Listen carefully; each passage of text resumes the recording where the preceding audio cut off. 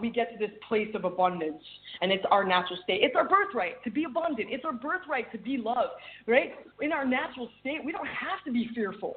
We don't have to fear anything. We're naturally protected. Oh my gosh, I overdosed 12 times in my youth.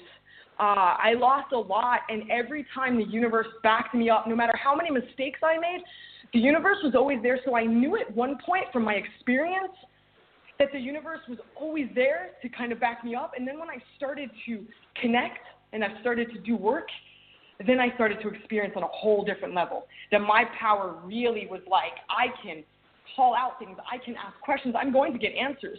I'm going to receive what I'm asking for. I can create everything very consciously, through my thoughts and what I'm speaking out. So, one of the things I was thinking as Nicole was talking, and something that you had said also before, Sarah, and it really made me think, difficulties we go through our lives are actually gifts. Nicole and I look at them as gifts because that's what we've experienced them as, because we're in the moment. It doesn't feel like a gift to be going through a challenge, to be going through a loss, a pattern that you can't get out of, a painful relationship, all of these different things. They don't look like gifts, but the truth is, it's those things that push us to these moments where we say, you know what? My mind is open to me looking for a different solution, or going inside and seeing what's really hurting and that needs to be corrected, because when we are okay, quote unquote, nothing changes. Everything stagnates. We don't evolve. And it's very much our belief that we're here to evolve. So as Nicole and I were going through these massive difficulties and crashes, we started to gain and expand on these amazing tools through our difficulty and through our love and through our connection and through our hard work and our training. And I left a career in law. Nicole left a career in business. We lived in New York City for almost a decade. We left, and we realized that the gifts that we had obtained, the answers, right, the context that we had gained that we could share to other people, that they could use and be empowered with, the tools that we had gained to be able to access people's deepest roots, where you could go in there like almost we were doing surgery, take out the root and watch the symptoms, watch the patterns actually dissolve and fade away and die away. That was, and we knew at that point there was no way to abandon that purpose. That was our why. That was what we had to do. And so we committed ourselves to that, to our work, to what we do now to our clients, and that's where we are. Yeah, actually, I just want to say one more thing. I think it's amazing when you say about the why. Yeah, okay. Yeah, I just wanted to add that, I can honestly say that I am so grateful for all the pain. I'm so grateful for my addiction. I am grateful for the abuse. I am grateful for all those things, because I was able to completely get through them as if they never happened. I'm not emotionally or mentally attached to that. And what I am capable of offering other people and showing them how to do the same is just everything to me. To be able to serve in that way, that's why I'm here. That's why I'm here, is to serve in that way. Yes, it is. So everything, everything I've grown through, it's and that's the other thing, is no one can tell me something that I probably haven't already done. So I can never judge. My compassion for humans my compassion for humans runs so deep. I always tell people, I don't know anyone that loves as hard as me. My heart is so big. I'm sorry, I'm going to blow my spot up. I love so hard. I love everyone. And when I see people that, are just come at me and maybe hate me, I judge them less, because I know how much pain they're in, and I've been there. So I get that. And so I honor that, truly. I honor that, how we are in so much pain. Sometimes we have to attack others, and really it's what's going on with me. Every time I'm pointing a finger, I know something's going on with me. And so there's always room for work and healing, and also just so much compassion for those that need it. And we all need it. We do. As I'm listening to both of you in the last 10 minutes, I'm smiling, because you have been the perfect guest that I wanted to put across on my show, because everything you're saying is so true. You're being so authentic in what you're saying. Nicole talking about you've overdosed 12 times and how the universe was not giving up on you. It was saying, stay, you've got more to do. And look at what you're doing on the other side of that. So that was the bit that really made me smile big, because that could have ended badly, but it didn't. You're still here. So I'm a big person about gratitude and doing wonderful things with your life while you're here. So I'm really, really, really pleased to hear that part of the story. And you saying as well about being in pain, because I believe that you have to have gone through something to really fight for something as well. Because if it's given to you easily, it didn't feel like it was worth having. And I think that just goes down to the gratitude and the work that you put into things. And, you know, when I've spoken to you previously and I asked you about, you know, do you ever work alone? But having heard even more about how you're meant to be, you know, what energy do you create together? I mean, you're called twin flames. So people, when they work with you, they work with you together. Describe to me what the advantages of having both of you in the room with you as you connect with the different people that you work with. That's a great question. So, you know, it would be a longer discussion to explain the energy of what this union is, but we talk about it as sacred union, twin flame energy. It's almost like a concept of how our energies are merged in a lot of ways. We share a lot of energy, and what happened when we connected is that all these gifts started waking up with us, and when we work with somebody, we see all of the balance. Nicole houses a lot of masculine energy within inside, you know, and she can actually bring that in, and we're working with a man or a woman when there's an aspect that needs to be corrected in that area, or she is very, very much a seer. She can actually see things going on in the body, heal things physically in the body, and I can feel we're both non-traditional psychics. When we say that, it's because we receive information, clear information about you, what's going on in your life. We don't use, you know, any cards or anything like that in order to do it. We literally just receive information. But as we work together, we create a completely holistic approach to working with one person, all of the aspects of your energy.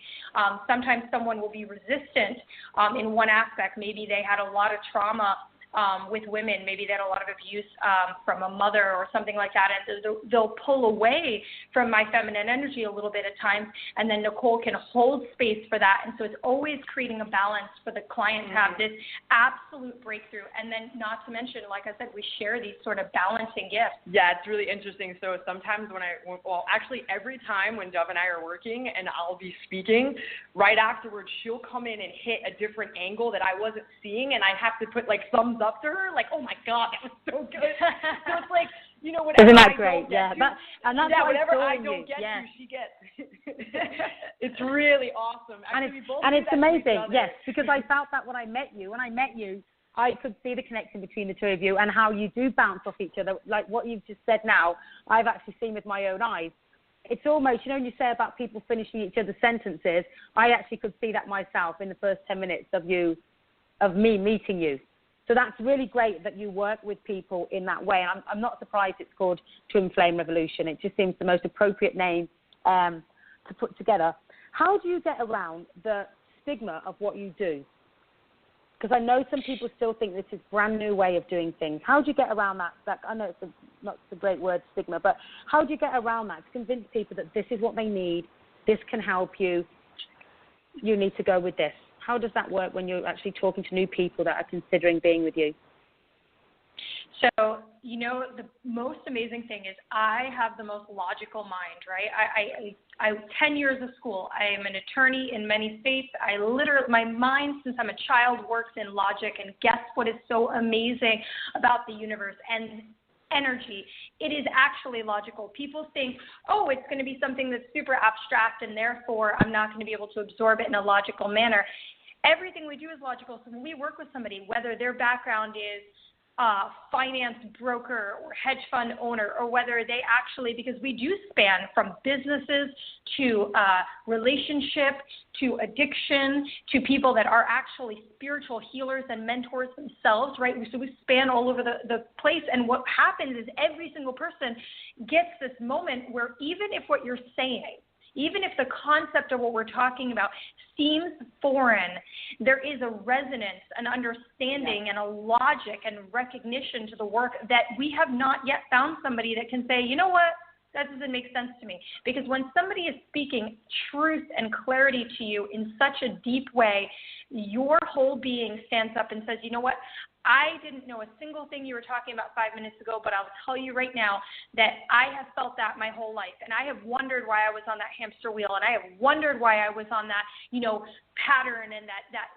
reliving this behavior and these loops. And when you showed me the content and you showed me the root, and I felt that energy moving, and then the next day I see my life changing, these are sort of logical and undeniable truths that shift. Yeah, actually, Dov and I, when we meditate and pray, we really call in, the clients that are going to be best for us, that, are going to be able to, awaken with us and through us. And so it's very interesting when we do social media stuff and YouTube stuff. It really just, people will always say, I got the chills, or that made so much sense. And there was an understanding, and that just kind of supersedes all of this stuff. And it's very interesting. We have all types of religions that come to us, and all psychiatrists, therapists. It doesn't matter. It's because there's a part of us that knows. So we have the ego part that's really ego, totally looking at everything from just a very, maybe even almost like a fearful place. And then we have our higher self, which is all knowing. So if you ever, I'm sure that most people have heard this, where you tap into your higher knowing, your higher self. Your intuition. Yeah, completely. Yeah. So when we tap into that, there's a part of that really allows for us to feel. Now, feelings are amazing. So with our energy work, we always tell people, go by how you feel. It is your greatest gift. Your feelings will not really, they won't throw you, they're gonna tell you the truth. Sometimes people don't understand how to use their feelings, as for instance, Dov, when something really is not going well, or she's headed for danger, she gets massive anxiety in a certain way where she knows something's going to happen. And so she really knows, wait, that's not good for me. So that's just an example. But I just always tell people, go how you feel, and, we attract who we're supposed to work with us. Absolutely.